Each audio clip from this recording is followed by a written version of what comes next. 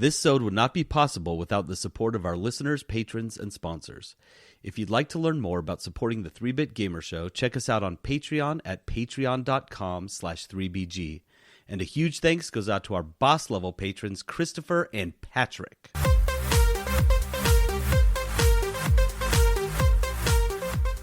Do you guys eat both of the Hot Pockets in the box at the same time? Do you not? Do they even have cooking instructions for a single Hot Pocket? What is wrong with you? Dude, what are you talking about cooking instructions? You only microwave your Hot Pockets for like 35 seconds each. That's fair. What? 35 seconds? Yeah, Trent's a monster. He likes to eat them kind of cold. Oh my gosh. Well, this episode's off to a great start. You just logged into the 3-Bit Hot Pocket.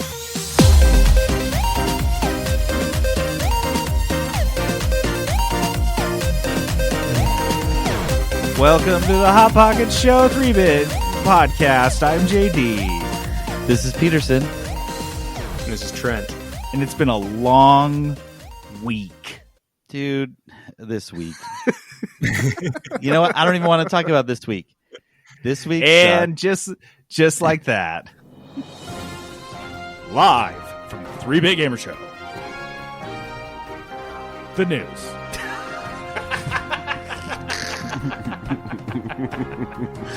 All right, our news this week, as with all weeks, is brought to us by Craveula Cookies. Crave Cookies is a dope cookie shop located here in Midvale, Utah. You can find them online at cravecookies.com. They also have pretzels and fancy sodas and a drive-thru, and they're on all of the delivery apps. So, Trent, tell us, what is Crave Cookies' cookie of the week this week? So this week, we're basically changing our whole menu. So we're bringing back the cookies and cream, the mega stuffed. We're bringing back the rock star. And then the new cookie is the Pop-Tart. Oh, wait, what? Yeah, so we've been spending like the last few months working to try to make like the perfect little Pop-Tart, like icing to put on top of a cookie so that it kind of hardens and solidifies the same way as a Pop-Tart, and like finding a filling and stuff. So it's basically like a Pop-Tart in cookie form. It's got this raspberry filling on the inside. It's got the Pop-Tart kind of glaze over the top with the crystallized sugar and stuff. And then it's served both hot and cold, so you can choose which way you want it. Oh my God. And then we're adding churros to the menu this week. Like actual real churros? Like actual churros. We're testing that out. What? Dude, Chad, can I just say, stuff. You are such a butthole because you absolutely undersold. You're like, so we've been working on the... No. The past 3 months, we have been in the lab secretly developing a Pop-Tart cookie that can be served both hot and cold. Come on, man. This reads like a 90s... Dude, because I know people are so opinionated on how they eat their Pop-Tarts. Exactly. Yeah, the development of the Pop-Tart cookie, you just really undersold it. I'll come in and give you some consultant work on that one, because I'd appreciate it. Yeah. Wait, quick question. Are people passionate about their Pop-Tart consumption? Is that a thing? It's kind of like now. Hot Pockets, right? Like you either cook them or you eat them frozen. No. That's not a thing, Trent. Exactly the same thing. Was eating frozen goods, like frozen bagel bites, frozen Hot Pockets. Oh, you Pizza, guys, you guys didn't have a microwave or an oven, right? No, we had those. I just didn't know how to work them. Dude, Trent, your dietary habits could fill an entire podcast. So let's not go there. Let's get into some news. This first story, Peterson, you want to take this one? Yeah. So we're going back to, which is interestingly enough become our bread and butter. This is NASCAR. We're a NASCAR podcast now. I don't know how this happened, but there is here we are. Another pro driver who is again driving virtually. This time, they're just running the gamut of video game like faux pas, because this time a Formula E racer got caught cheating in his virtual race. He didn't have his video on, which is, I guess, red flag number one, and finishes third. So he places, and someone else is like, wait, the second place guy was like, I bet that wasn't you. Turns out it wasn't. It was a gamer. He just hired someone else to play for him. Just hired. What? Yeah. That's the laziest thing I've ever heard. So NASCAR, that it's like they're dipping their toe in video gaming now because they're realizing that their entire like world could just be serviced on a screen. And they've now gone through, like you said, they've run the gamut. They've got rage quitting, they've got on-air racism, and now cheating. So here's my question: what's next? Yeah, what's next for NASCAR and video games? I'm thinking all of their cars. The thing is when they go back, when they go what? Driving in the wrong direction on the track. Oh, there you go. Just trolling. We haven't had a good troll. One dude driving the wrong direction on the track for the whole race. Anybody's game. Anybody's game. See, I just think when they finally go back to like racing in the real world, there's going to be things that they like can't let go of. I feel like they won't be able to let go of like the RGB lights. They're like, I need RGB lights everywhere now. I need them on my car. I need them on the wheel. I need them on my seatbelt. I need them everywhere because I just kind of got hooked on them playing. I mean, they're good on the chair because a NASCAR like seat is essentially a nerdy gaming chair. They're like the exact same thing. Steering wheel just changes colors based on speed. I think it's weird. I think it's weird. Oh, go ahead. No. Let's hear it. I was going to say, my favorite part of this story is his apology. And he's like, oh, yeah, no, I didn't take it very seriously. I probably should have. And he says, it was never meant with any bad intention. How do you cheat with good intention in a professional sport? His intention was to win without trying, Peterson. It was a good intention for him. You don't even have to work out for this. You just sit. You just sit there. I don't know what the point is because there's two options here. Either he didn't care about winning, and if so, why even bother? Or he did care about winning, and he hired a gamer to cheat for him. That's not sustainable. No, what was his plan here? Why are they not required to have their video on? Yeah, dude. Dude, like, how is that not part of the rules? They're learning, Trent. They're still learning. Oh, okay. Anyone could be racing these cars, but we're just going to say they're Formula One drivers. Incredible. So next this is horrible, but lovely, and it's the perfect 2020 story. The Skyrim Grandma, if you guys are familiar with this woman who plays Skyrim on YouTube streams, she's a grandma. Her name's Shirley Curry. And or she goes by Skyrim Grandma. And if you've ever watched her streams, it's exactly what you would expect. A grandma who's like pretty okay at video games, playing Skyrim, to look in a stream. Like, she's just sweet. She just kind of narrates everything. She's all about the RPG elements, like the story stuff. She's not obviously out slaying dragons and doing all these crazy things. So she's taking a break. She is taking a couple weeks off because the internet is too awful. Well, and so here's the thing. At first I was like, oh, this is going to be a bunch of like mean gamers like driving her out. It's not. It's the gatekeeping. Yep. Dude, the gatekeepers. So she's streaming her game that she's playing. Guys are hopping on her stream. And I say guys because you know it's guys. But guys are hopping on her stream and they're telling her how she should be playing. No, you're doing that wrong. You're playing it wrong. It's an open world RPG. There's no wrong. You just do what you want to do. That's the point. No, you're playing it wrong. Oh, it's better if you do it this way. It's more optimal if you do it this way. And she's like, I don't care about any of that. But then part 2 is that she's making these long videos. And she said she has over 800,000 subscribers on YouTube. But all of her videos are only getting 5,000 to 8,000 views. And people are only watching for like a few minutes, and that's stressing her out watching her stats. Right. Yes. See, that's the thing. Just like an older person not equipped because they didn't grow up in this day and age of like stat chasing and social media scores and all follower counts and all that nonsense. So she's like dealing with some stuff that now kids deal with when they're like 11 and they start their first little shitty YouTube channel. Dude, I feel like writing in and telling Bob Ross how to paint. Yes, exactly. Wait, like, no, Bob. You're doing it wrong. You never paint like people's faces. Why do you only do landscapes? Do you know you can paint other impressionist artwork? You know, there's like other mediums for painting, right? You don't have to use the same stuff every time. And why are you using the same brushes? Mix it up, Ross. Dude, I just have to declare. Mix it up, Ross. Why do you always have a squirrel in your pocket? And why are you so calm and peaceful? I feel like the only conclusion we can reach here, because Skyrim Grandma was bullied off the internet essentially by assholes, is that gamers are canceled. Just all of them.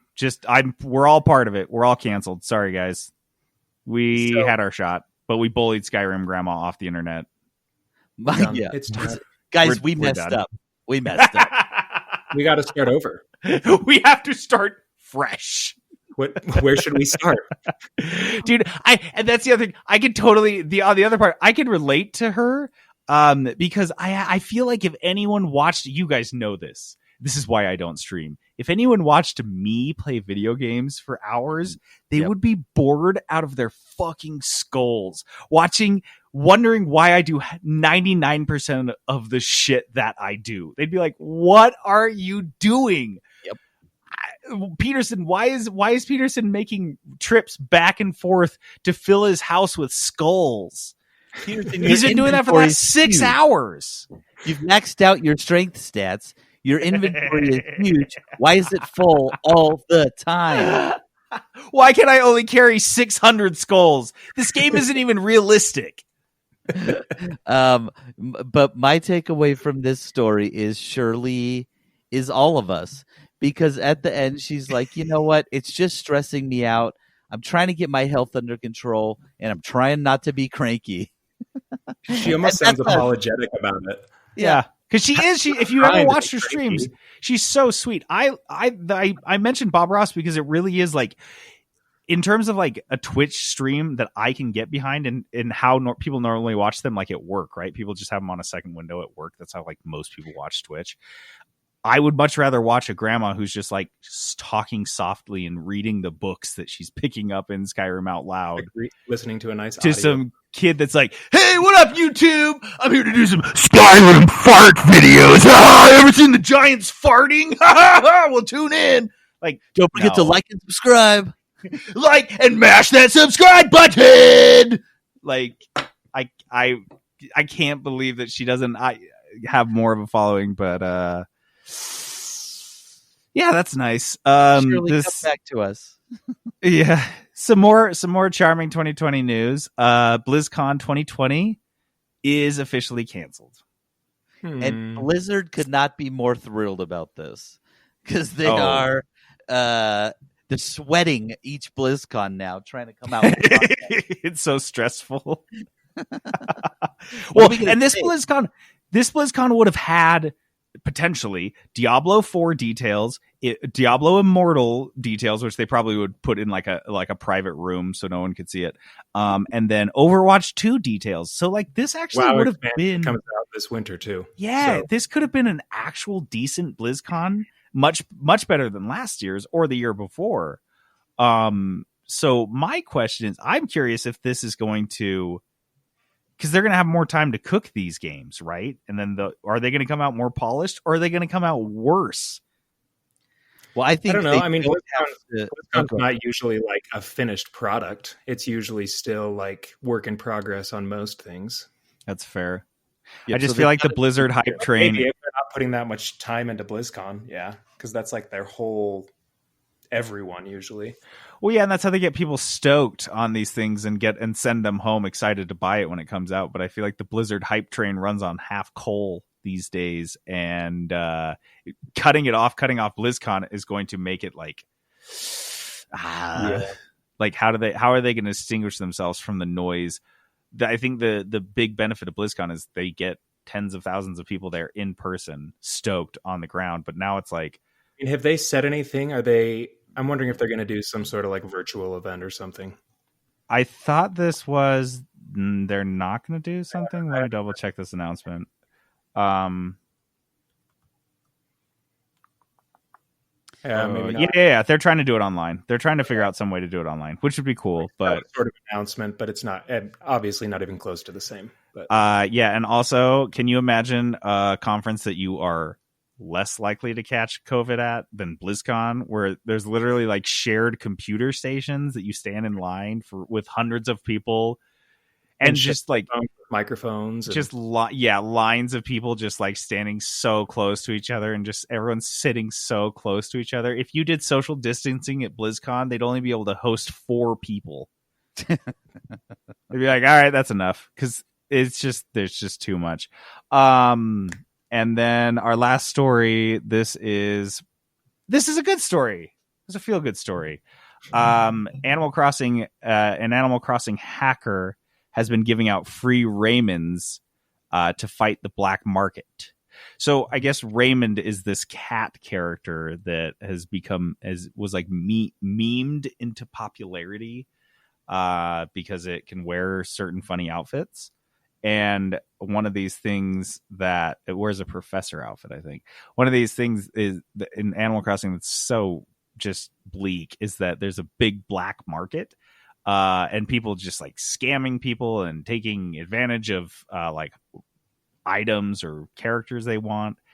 And so there's this guy, I Poke Ninja, who has been, let's see. Yeah, he's just some streamer who has been using an exploit in the game to send people these Raymonds that they want as a neighbor for free. So he's essentially the Robin Hood of Animal Crossing. Animal Crossing got a Robin Hood. That's exactly because people are selling these, and he's just giving them out. And I think you can only get it by buying it, right? You can earn it. Not with real money though. You mean just like in the game with in-game currency? Well, this says people forking over real money just to have a smug cat in their village. Well, yeah, that's what I'm saying. They're paying that's black market. There is no like way to pay for these. There's no microtransactions. They're not buying it in game. Yeah, there's no microtransactions in Animal Crossing, so they're handling that outside the game, and then it's sent to them, and then they get scammed. And all this other crazy shit's been going on. So this guy's been sending them for free. However, that's kind of crazy to me, because to me, this seems like having someone send you a Pokemon instead of like catching it in Pokemon. I just feel like, what is the point? Isn't the point of Animal Crossing to earn everything? And if you can just like have people send you stuff, what are you doing? It's not the point. There's not like, I wanted to see the end of the story. I wanted to get to the end of the game. It's Animal Crossing. There's no, like, you're not racing to the end of it. You got to have that cat, JD. You got to have it. Don't want to wait. Here's the thing. I got to speed run Animal Crossing.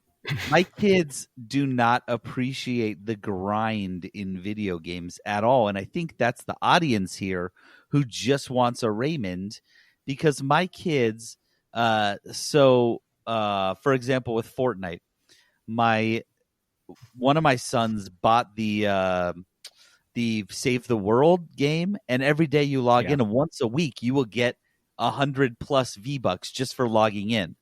So every day you get like login rewards, and every 7 days it's V-Bucks. I was like, dude, you don't even have to spend real money. Just log in every day. Yeah, it'll take you, I don't know, a month, 2 months to get the V-Bucks that you want to buy a character, but like, you can just wait and just do that. They cannot wait. And he tells me that. I'm not patient, Dad. I can't wait for it. I can't save my money. I want it right now. And that's what this is. People want Raymond right now. They don't want him in 2 months. They want him now. So they're just going to buy him. That's so insane to me. It's not like a meaningful feeling at that point. You didn't earn him. It's not about earning. It's about flexing. Right, because you're all of a sudden not a default, right? You've got, look what I have, guys. Look, I've got Raymond because I'm awesome. You're not a default. I'm telling you, that's what it is. Kid, I don't understand. Okay, well, it. I'm glad that there's some Robin Hood out there helping people avoid default status in Animal Crossing. Yikes. Oh, 2020. All right.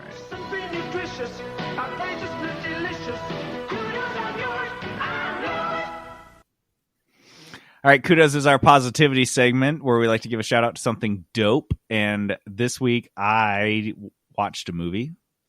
I watched a new movie. It's not new. It was new to me. It's on Netflix. It's called The Death of Stalin. And I think Soviet era period pieces are awesome. I just like watching them because I think it is just like a collective insanity that was shared by an entire country. And this one is, I would describe it, I think the best way to describe it is funny Chernobyl. Chernobyl, that HBO miniseries that was like kind of a docudrama about Chernobyl. This is a lot of the same gallows humor, the nihilistic Soviet humor, and it's all concerning the immediate events following the death of Joseph Stalin.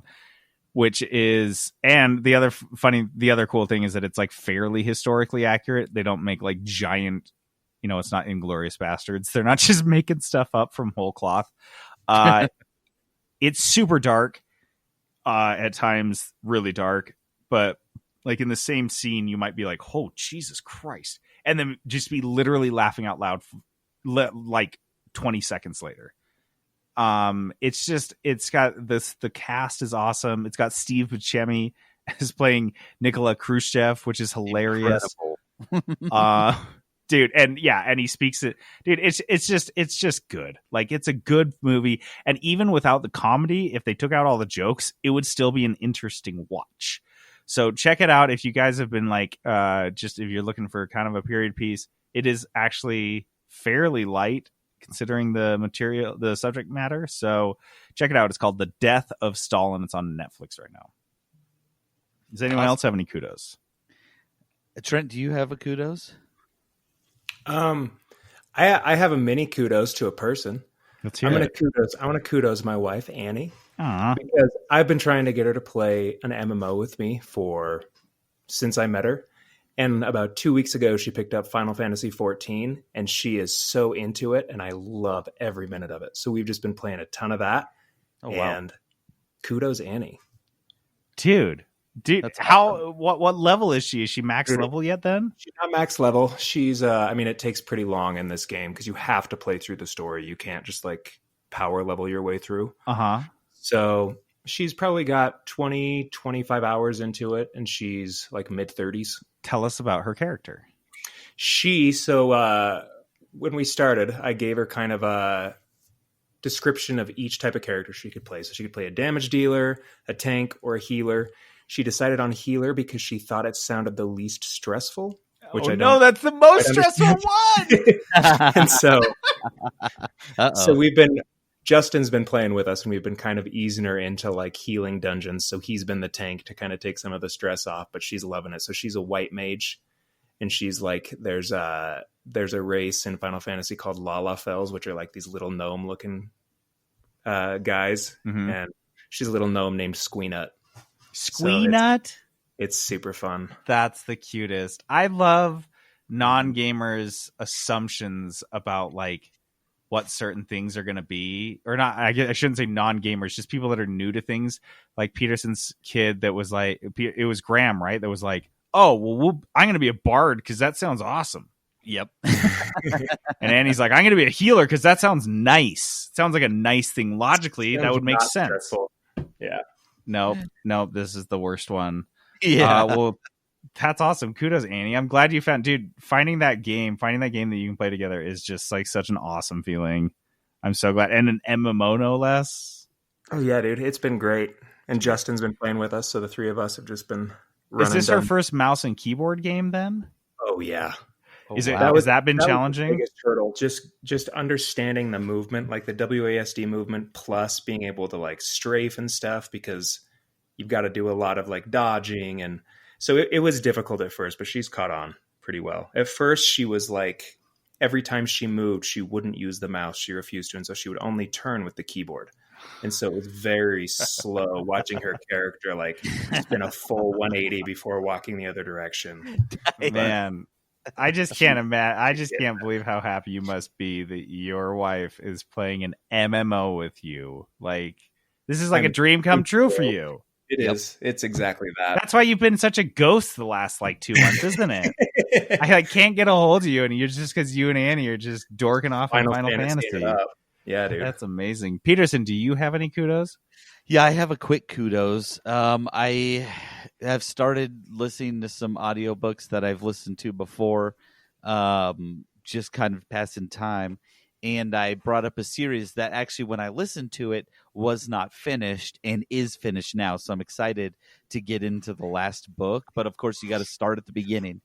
So it's a series by author Brent Weeks. It's called the Lightbringer series. And I remembered liking it, only listened to it one time through. So I only vaguely remembered the story, and I've started listening to it again, and I'm remembering more and remembering how great it is. It's all about, the magic system. It's a fantasy world. I only read fantasy pretty much, but it's a fantasy world, and the magic system is based around light and different light waves that, the magic users can see and utilize. It's really, really well written. Really great story. So if you're interested at all in reading fantasy and need a new series that is finished to pick up, it's called the Lightbringer series by Brent Weeks. I like that.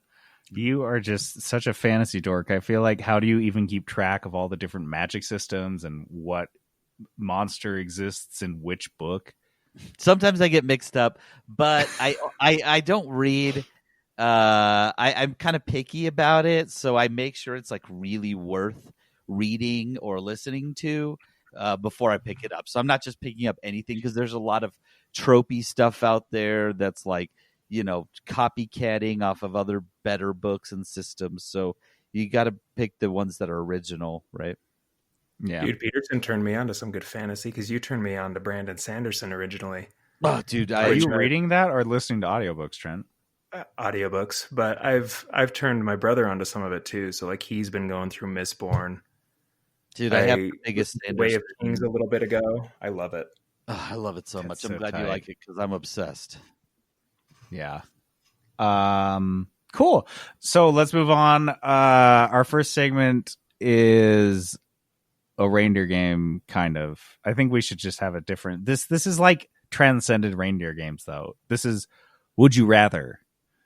So we have to come up with a new name for it then. If it's not reindeer games, we can't just call it Would You Rather. We have to name it something else. That's what we always do.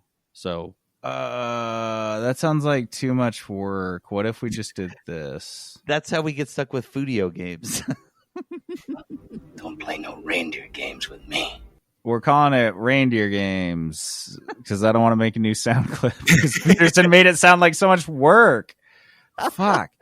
So our reindeer game this week is Would You Rather Battle Royale games. Who's got a good Would You Rather for Battle Royale games? Battle Royale games, if you guys don't know off the top of your head, is like Fortnite and PUBG, and what are some other big ones? Royale. Call of Duty Warzone. That's the big one. Warzone. Apex Legends. All of these jump out of a plane, run toward each other in a circle, and shoot each other in the face games. What are some Would You Rathers for Battle Royales? I can start us off with a fun one because some of mine are not as fun, but this one's fun. So you play a Battle Royale game, but everyone is Spider-Man, so you all have the same abilities and everything. Just flying around, swinging around. Or everyone's Juggernaut. And if you're unfamiliar with Juggernaut, his character is momentum-based. Once he gets going, he can't stop, so you just start running forward. And once you decided to run forward, that was it. You're just going to run for a while. So you might run out of the circle. You might not be able to stop. You might run out of the circle. Spider-Man is just everyone swinging around and tying each other up. Like Spider-Man. Yeah, I think I'm going to go with Spider-Man because I'm picturing people just like flying and swinging into each other and then ragdoll physics smacking each other. I think 100 Spider-Men swinging around New York City sounds like basically the best battle royale scenario I could ever fucking imagine. Dude, and you can't kill each other. Kill. All you have to do is just run into each other, and then hope that the person hits the ground before they put their web back out. That's all it is. The floor is lava. hilarious. Oh my god. Floor is lava battle royale. Battle Royale Spider-Man. That is just I love amazing. that. Okay, so here's a good one for Peterson because you like, well, it's for both of you, but Peterson's going to hate it because you play so many of these. Would you rather in a have a Battle Royale game that has no circle? Oh my gosh. So you just can run around this. You just have to go find each other. It could take you an hour, or you may never find each other. So no circle or no map. So you don't even know if you're in the circle until you start seeing that wall coming, and then you just have to book it. No map, no way to coordinate between your team, no way to know where you are. Just like DayZ. Would you rather have no circle or no map? That's what I was going to say. This sounds like two different aspects of DayZ. They're both DayZ, aren't they? If you want to kill another person in DayZ, you're going to be looking for them for over an hour. Hours. And then once you find them, you're going to be like, oh my gosh, here it goes. Okay, I've been working towards this moment for 2 hours. And then you get sniped from a different side of the map, and you're like, okay, well, better boot up another one. Or just never have any idea where you are. Just Dude, sure no map. For sure no map. Because with the no circle, I mean, with the circle, at least you eventually have to find people. I don't need a map if I have a circle. Yeah, but the circle might just start coming and you're like, I didn't know it was here. And you don't know where to run necessarily. You just run aimlessly and hope you're in the circle. Oh my gosh. Can I just choose neither? Yeah, exactly. Oh, geez. That's easy. I would rather pick the no map, though, because at least you have a direction. I'm not kidding. If it gets down to like 7 people in a gigantic battle royale map, you're never going to fight. You'll have to just signal everyone by going into a city and just shooting your gun in the air until someone shows up. That's the only way. Oh my gosh. And another one to torment Peterson. I know you hate, and I kind of think everyone hates, when you hop into a game like Fortnite and everyone's constantly jumping like bunnies. Like their feet are never on the ground. They just are moving in a jumping motion at all times. Would you rather have a battle royale that has no jump at all, so everyone's just glued to the ground, or everyone has a Hulk jump, which means you jump and you have to jump at least half a mile? So the second one sounds fun. Yeah. Yes.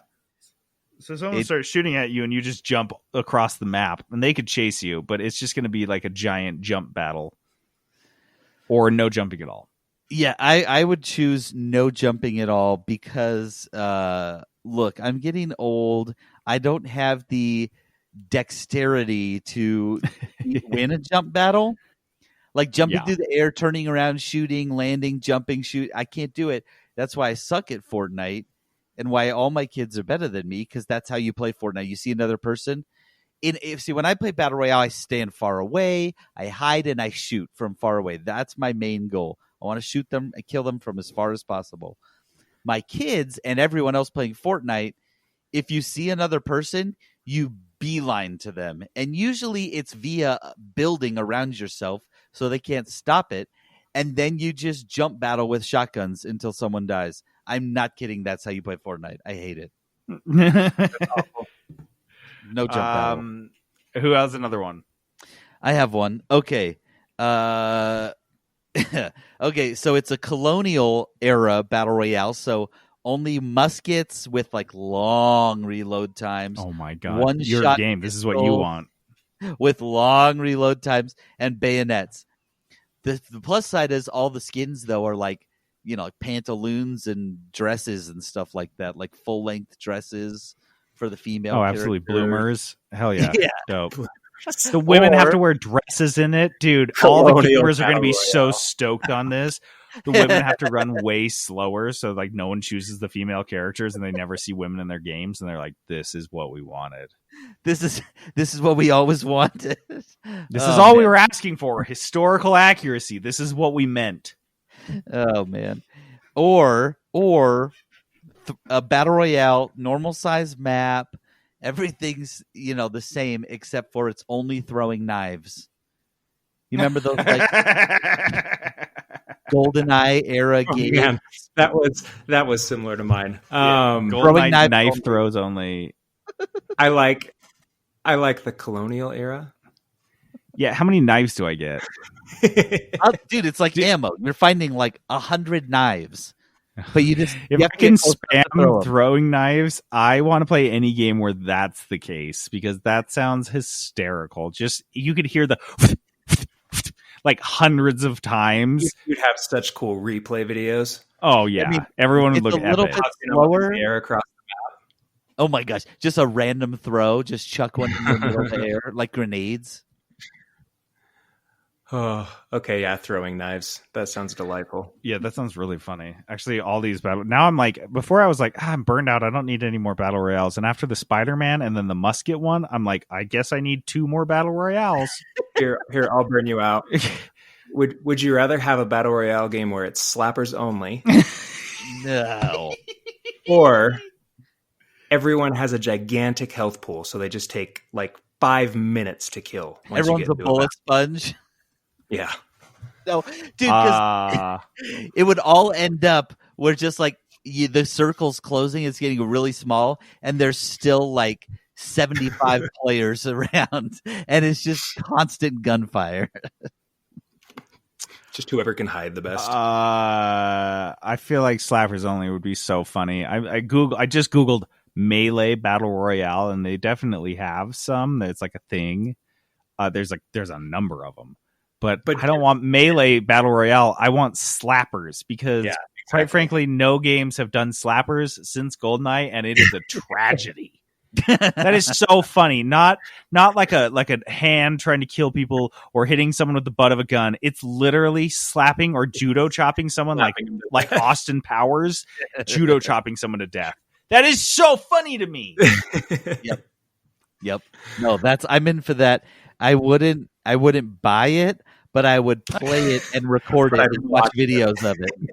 Of the slappers, dude. That's what I just want. No, fuck this. Just take GoldenEye 64, same graphics and everything, and just make it a Battle VR. Royale.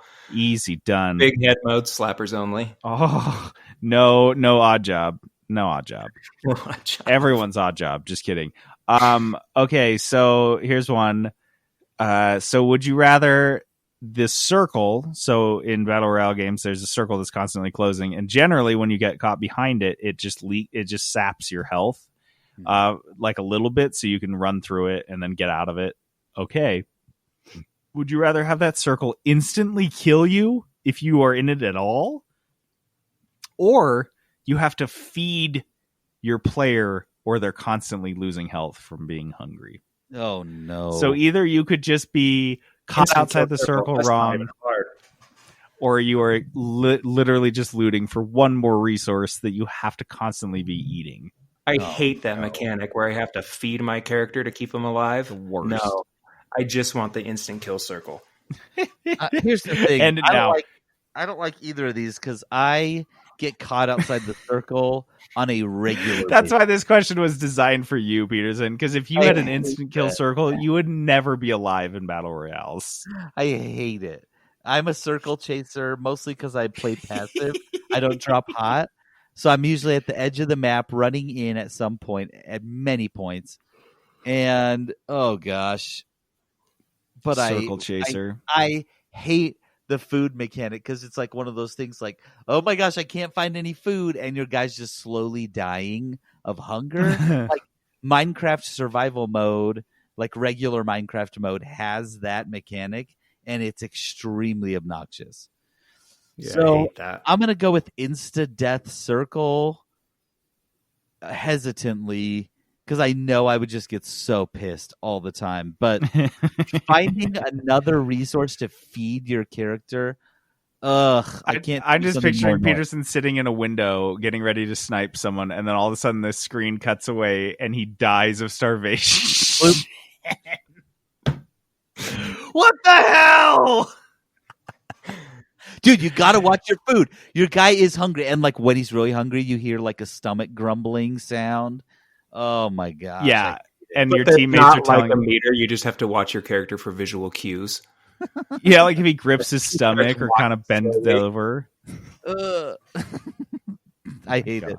No, I couldn't do that. Okay, I have one more, and this Okay. is a bleak one. I don't like it, but I'm asking it to you. That's why I'm asking to you guys. Would you rather have it be hyper realistic? So the graphics are super realistic, and there's blood gushing when you shoot someone, and they don't always die when you shoot them, and they You don't just sit there and suffer. They'll lay there in agony, just yelling like, "Oh, why?" and just crying and yelling,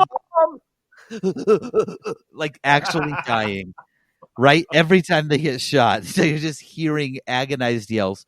Or dogfights. It's all dogs. You're playing as little dogs, and you have to run around and kill each other. Oh, that's easy, dude. I'd much rather. I would watch 1,000 humans just suffer in death before I would 100%. even hear about a dog dying. I just can't. I just can't do it. Yeah, My soul would be too heavy. I just wouldn't be able to handle it. I knew what you would pick. For me, though, this one's harder because I couldn't handle Because you're all not a the misanthrope. yells. I guess exactly. I couldn't handle the like realism of it. But again, watching dogs kill each other. But here's the I don't thing: know about that. are they realistic dogs? Or are we talking like cartoon superhero dogs dying no. from laser beams? Like realistic. You play as a dog, and you run, and you look like a dog. You're like, oh, I'm gonna. So they're both super realistic graphically. Yes.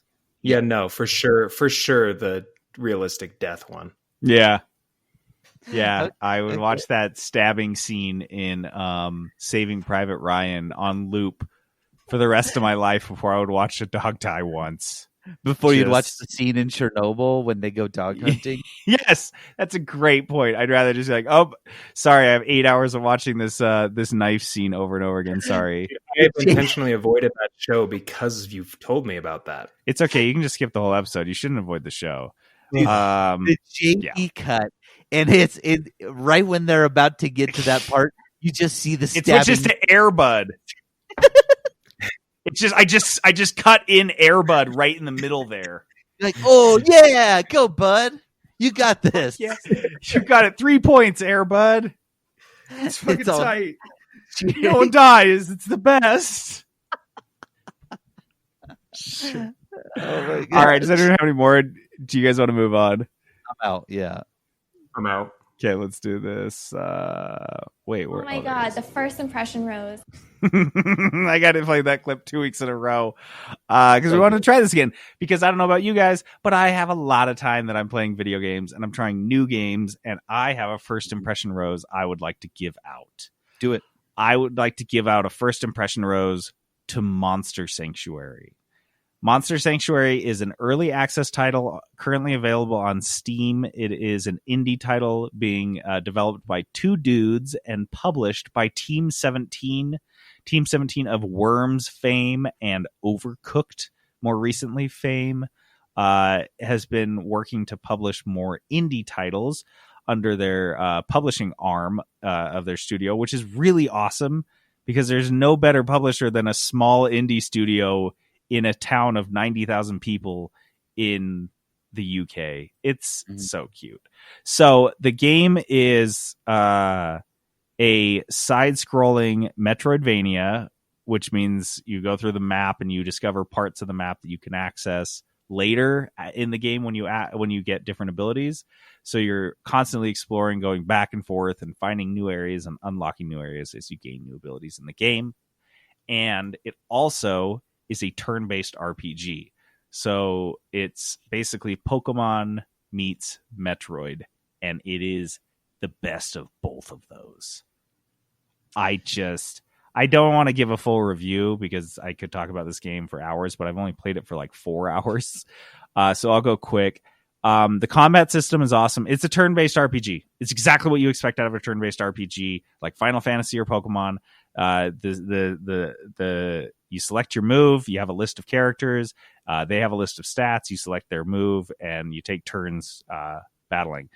What makes this unique is there is a combo system wherein if I have a character that has a move that hits 5 times, that is going to add 25% to my combo bonus. And so the next guy that hits is going to be hitting at 125%.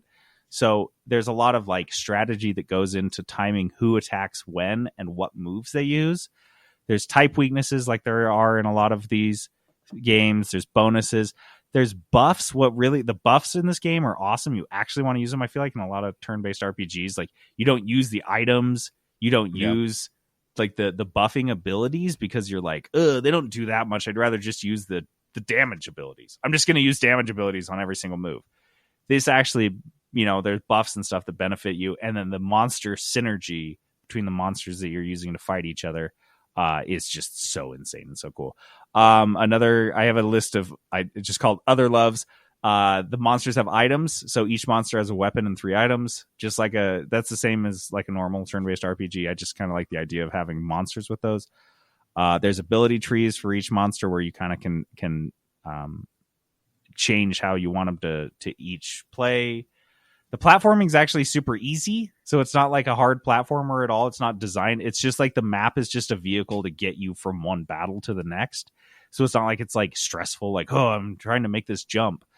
And then the Metroidvania areas are unlocked via like monster abilities. So like you could jump from one platform to another. I was able to do it once I got a bird that would carry me across. So I have this bird monster that I pull out and he like flies me across. The music's great and it's Team 17. So I would like to give my first impression rose to Monster Sanctuary. It is $20, I think, on Steam. I got it on sale for like $12. I think it's a buy at any price at $20. It is early access. Actually, it's $18 on Steam, and right now as we're recording, it ends on June 4th. So it's at 12:05 right now. So perfect. Yeah, it's a steal at 12:05. Honestly, I think I'm putting in the work right now and paying the money right now so I can have a Switch version in like a year and a half or 2 years, because this game would be so perfect on the Switch. It's so amazing. As somebody that adores Metroidvanias and turn-based RPGs, the fact that they did both things so well, and it's like I said, early access made by 2 dudes, and it's already off to such an amazing start. I'm over the moon about this game. I'm going to beat it. I'll probably go back and try it again. Like it's awesome. So if you guys like either of those things, or if this review piqued your interest, definitely check out Monster Sanctuary on Steam. Dude, I love that. I didn't know it was a Metroidvania. Yeah, dude. I like the Pokemon like mechanics from screenshots and stuff, but I had no idea. Yeah, so like the getting around, instead of Pokemon where it's top down and you're just kind of exploring a top down world, which is okay. It's the same, or where you're exploring like a world map in Final Fantasy. Doing it in a Metroid form is kind of cool because Trent, Metroidvanias where you like leave one room and you come back and the enemies have respawned. So in that example, it makes grinding a lot easier, because grinding in a traditional RPG, like you have to run around and find a bush with someone in it and then like battle them and stuff. It's just cool. I just love it. I think everyone should play it. It's just dope. Anyway, does someone else have a first impression rose? So I'll go ahead. I have been playing, and it's not a new game, but I've been playing Civ 6 because it was free in the Epic Games Store. It's a game that I've looked at lots of times because I own Civ 4 and 5. So thought I would pick up 6 for free, and I've been playing it, and I've been playing it a lot. I'm into it. I like these turn-based types of overworld strategy games where you're just managing your civilization. It's not what I'll say about it. I don't have to give a long review because it's been out for a long time. If you've ever played a Civilization game, it's going to be very familiar. It's not much different. I think the biggest change was the emphasis on like religion is a huge aspect of the game. It always has been, but it feels a lot bigger in this game and maybe a little more meaningful. And it's a little more cartoony than the other Civilization games. If you're unfamiliar with Civilization, you start off essentially you're building a civilization from like the bunch of dudes running around with clubs era up until like The Space Stone Age. Age. Yeah, And Stone Age to Space Age. Yep. And so like you update your civilization, you upgrade them as you go, you take over other cities, you build other cities and like upgrade those cities and the plots of land. It's a grid system, like a hex system. And there's other characters in the game and they're doing the same thing you are, and you're trying to beat them, and you can win via military strength or religious or cultural or scientific. There's different ways to win each game. It feels like a board game that would be too complex on a board, so it's perfect for a video game. It's fun. I'm actually really, really into it and enjoying it, as I usually get sucked into these games. I will say I do have a couple small complaints. First of all, everyone in my map, every civilization at this point has denounced me formally because they think I'm a warmonger. And Amazing. I think that's a little bit of a problem, only because I'm only a warmonger because the civilization that I was closest to and like had the best relationship decided to surprise me by declaring war out of nowhere for no reason. And so, of course, I beat them, and then they were like, "Oh, let's be peaceful now." And I was like, "Screw you guys! You started this. I'm ending it." And I've conquered my whole continent. They shot first. They drew first blood. blood. And now I've conquered my whole continent. They That's started tight, it. Rambo. They started it, but you fucking finished it, didn't you?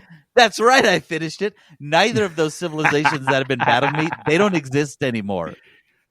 I had to lean into the warmonger because everyone denounced me anyways, even when I wasn't fighting a war. So I was like, you know what? Screw it. I'm taking over everything. My only competition is, surprisingly enough, America. And they're way more powerful than me by a lot. Like I don't even have an airplane yet, and they have a space station.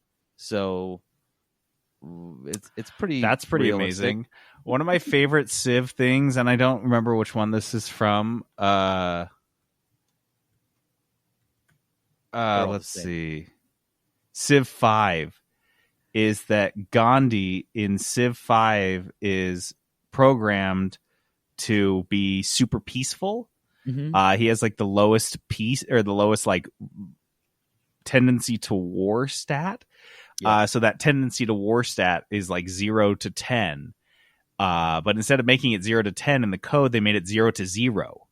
So it's 0, 1, 2, 3, 4, 5, 6, 7, 8, 9, 10, 0. And so he had a stat of 1. And then if it happened to be lowered, like he got more peaceful, he ended up going to 10. Oh my gosh. And so Gandhi would be sitting in India just hanging out, being peaceful and just jolly. And then all of a sudden he would get more peaceful, and all of a sudden just start raining fucking nukes on He's like, the no, entire you know what? planet. I'm done.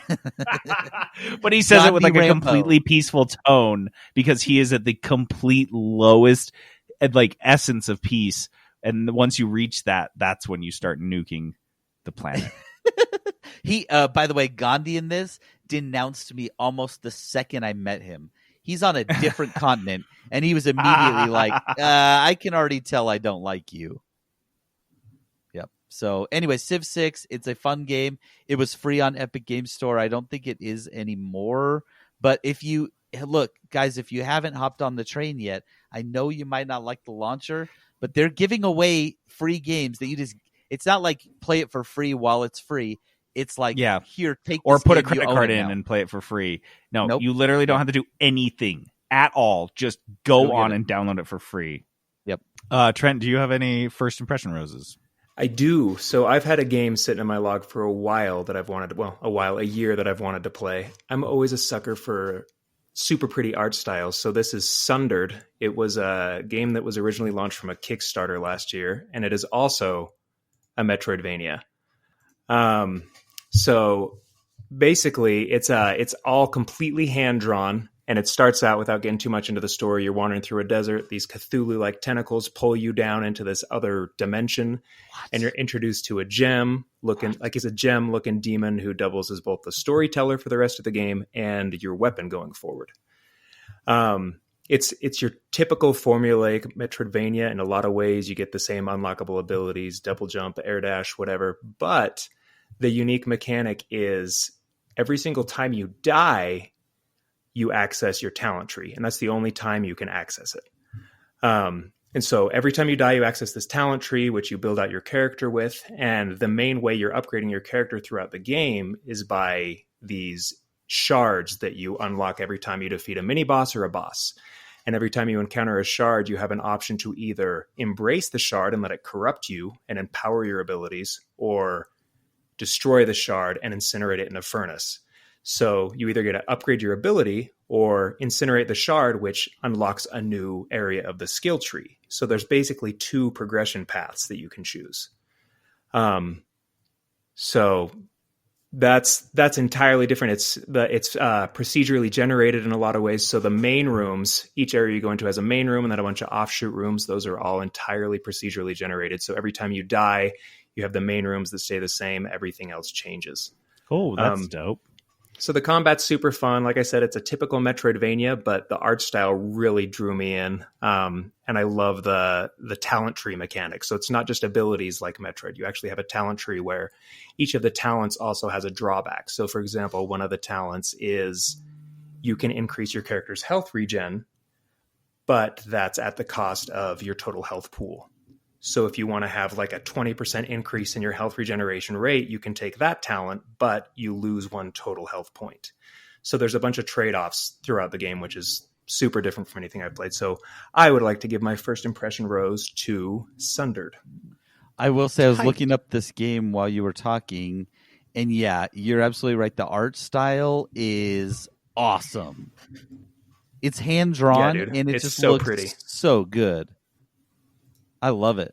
Anyways, yeah, And it's the same team that made, I don't know how to pronounce it, Jotun, whatever. It's that Valhalla game. So both of these games right now are on Origin Access. So Sundered's on there. It's also on the Switch for $20. So take your pick. It's Steam for $20 as well. Steam for $20 as well. And this is out now. It went from Kickstarter to just straight release then? Yeah, so it's out. Original release was in 2017, so it's a little bit older.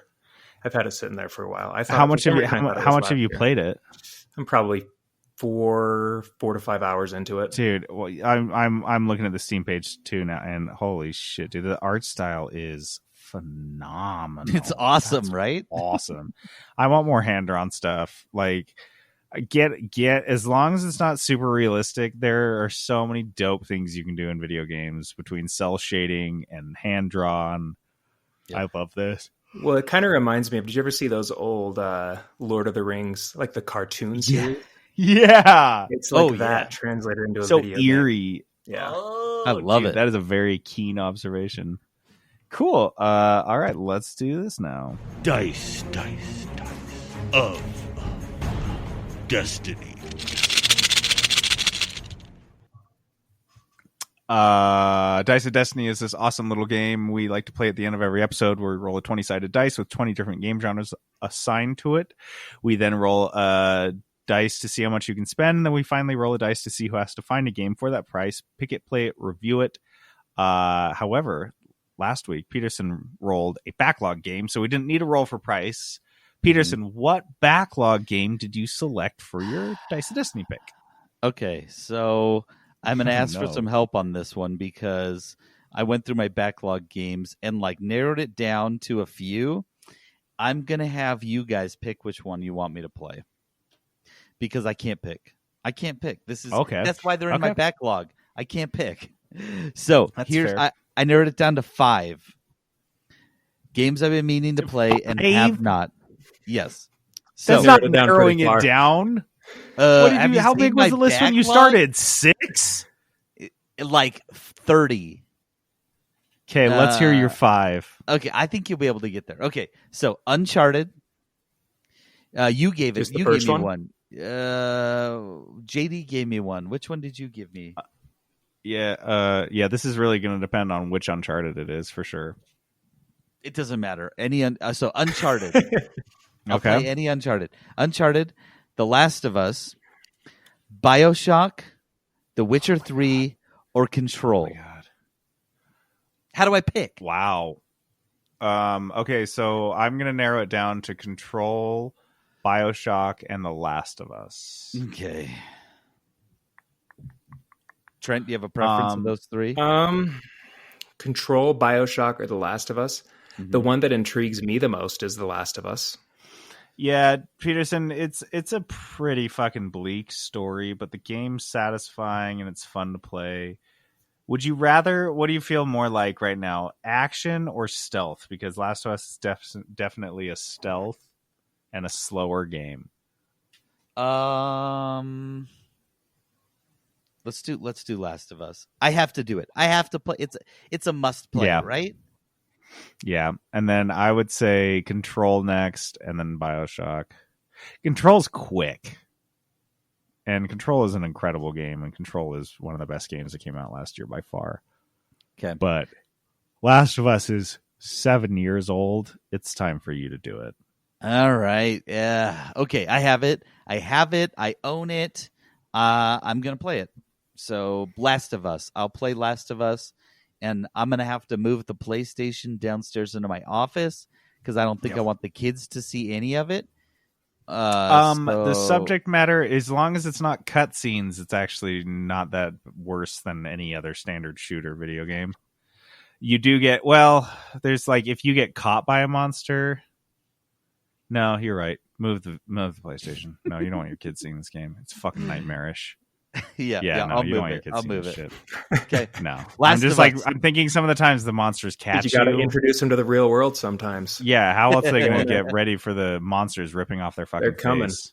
They're Dude, coming. that's like August. That's gonna be August this year. We are on track for that. But the cool thing is once we get through that, we have Aliens by the end of the year. Because I think the Aliens are the last chapter. Dude, last we are mission. fast tracking through this. Yeah, it's a hell of a year. And it's all night. It's just one big long nightmare. All right, guys. On that note, to play us out, we have the combat theme from Monster Sanctuary. The music in this game, when I put it on, Trent's like, "Ooh, is that Pokemon?" So, yeah, it's good. That's a hell of a good review for a piece of music if Trent thinks it's Pokemon. By the way, JD, Yeah. during your review of Monster Sanctuary, I meant to say this. I purchased the game. I bought it. Didn't even have to get through the whole thing. Oh my god, that's so funny because I was going to start shipping it out to people before the sale's up if they don't buy it. So you were going to get it. Trent's probably going to get it. Jeff's probably going to get it. Jackson will probably get it. You're all getting Monster Sanctuary. I think so. Bro. All right, guys. Check out Monster Sanctuary. I'm JD, logging off. This is Peterson going AFK. This is Trent signing out.